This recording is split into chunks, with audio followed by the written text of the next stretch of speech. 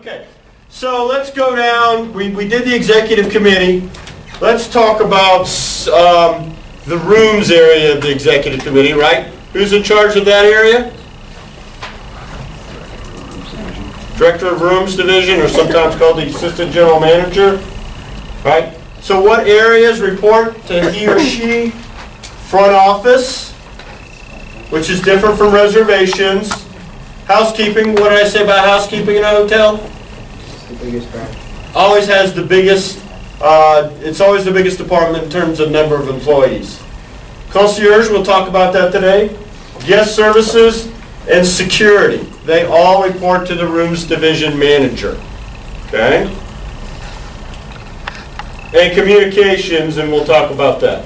So the front office manager is responsible for the front office, which includes the front desk, communications, PBX.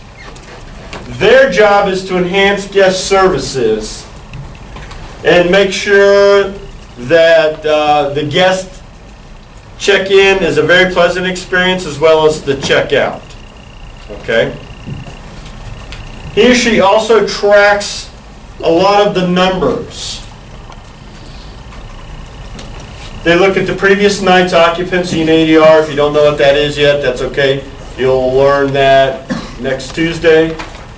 And it also reviews the arrivals and departures in the VIP rooms. Basically, taking care of the house. Making sure rooms are going to be ready. If they're not, calling housekeeping saying, hey, I've got a bunch of people checking in and they expect to get in their room. Can you guys pick it up a little bit there? Okay. Now, a lot of you who want to go into hotels, this might actually be your first job, and it's a really good job to have. I did it as I was a night manager. I was a front office manager at night for my senior internship, and I really enjoyed it. Okay.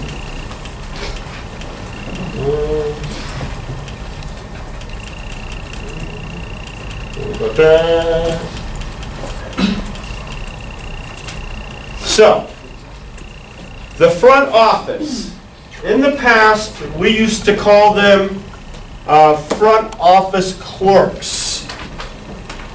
We don't call them that anymore. We call them guest service agents. Anybody want to guess why we call them GSAs or guest service agents?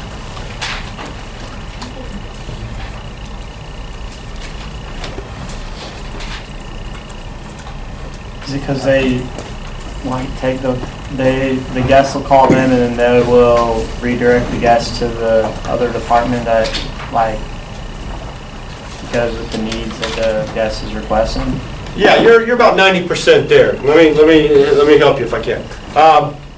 If you're a front office clerk, what is your area of responsibility? The front office, right? This is the front office. This is my area of responsibility. So if a guest comes down and says, hey, I need more towels, that's not a front office thing. Here's the phone. Why don't you call housekeeping? Right? If you're just front office, hey, that's not my area. But if that's where you're going with this, right? If you're the guest service agent, what's your responsibility? To give it to who's in charge of doing that. To let housekeeping know, or to let whoever know. Yeah, it's service. Anything the guest wants as far as service is now your responsibility. So you're not going to hand the phone and say, here's to call housekeeping. You're going to call housekeeping yourself. Any service that guest needs, you need to direct that and take care of it. In the old days, like I say, I heard stories, front office people like, oh, the phone's over there, call housekeeping, dial 7.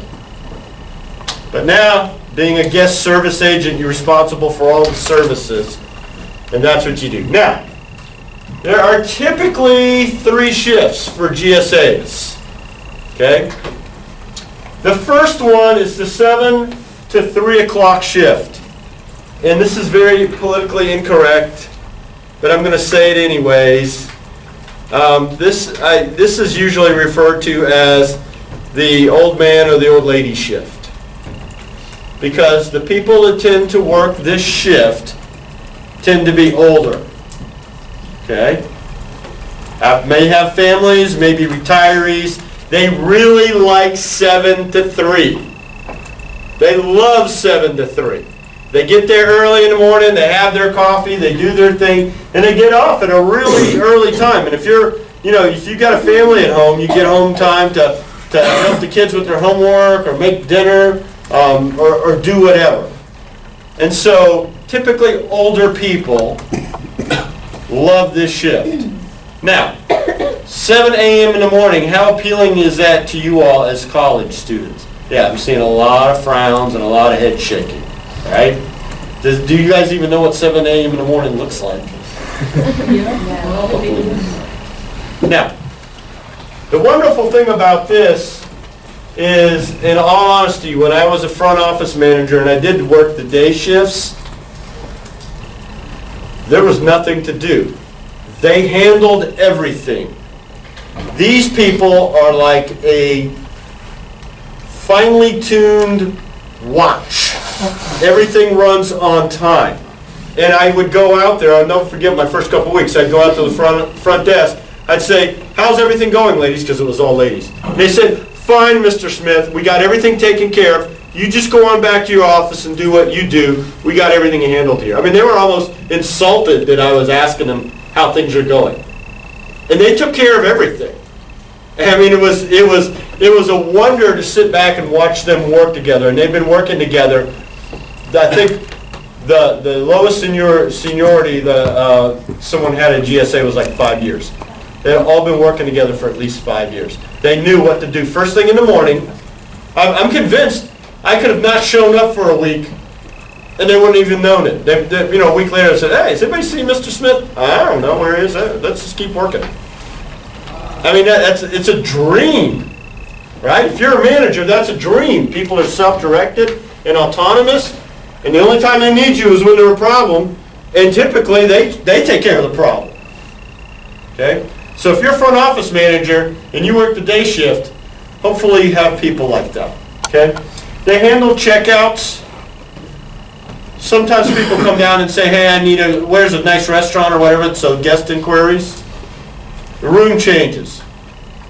I checked in last night, you put me in a smoking room, I need a non-smoking. We'll be happy to change that for you right now, Mr. Jones. Here, I'm going to put you in this room, non-smoking. Sorry about that. Right? So then, they leave at 3 o'clock, and we get the 3 to 11 shift, and this is what I call the college student shift. Right? This is a little bit more your speed, right? 3 o'clock works really well. You take morning classes, go to work at 3, get off at 11. What's great about getting off at 11? Go out. Yeah, what time's last call? 2. Yeah, you got a couple hours, man. Go out, have a couple drinks, meet someone at a bar, do whatever, sleep in the morning. Right? What's the problem with the college student shifts? They're the opposite. They're always wandering off, or they haven't put as much time into the job, so they don't know, oh, the computer's doing this, what's going on? So you have to babysit this shift. You can't go back and sit in the back office because they'll all wander off from the front desk. You walk out there and there'll be no one at the front desk. They're like, hey, where is everybody? Oh, well, they all went on break. No. Okay? They handle mostly check-ins, and when it's busy, it's very chaotic. People checking in after 3. So, again, very, very busy. Most of you, if you want to work in hotels, I said first job you need to get as an intern or entry-level job is working at the front desk. And if you do that, you're going to work the 3 to 11 shift. It's just the way life is. Very rarely will you work in the morning shift because those people, they like their shifts. They don't want to work 3 to 11.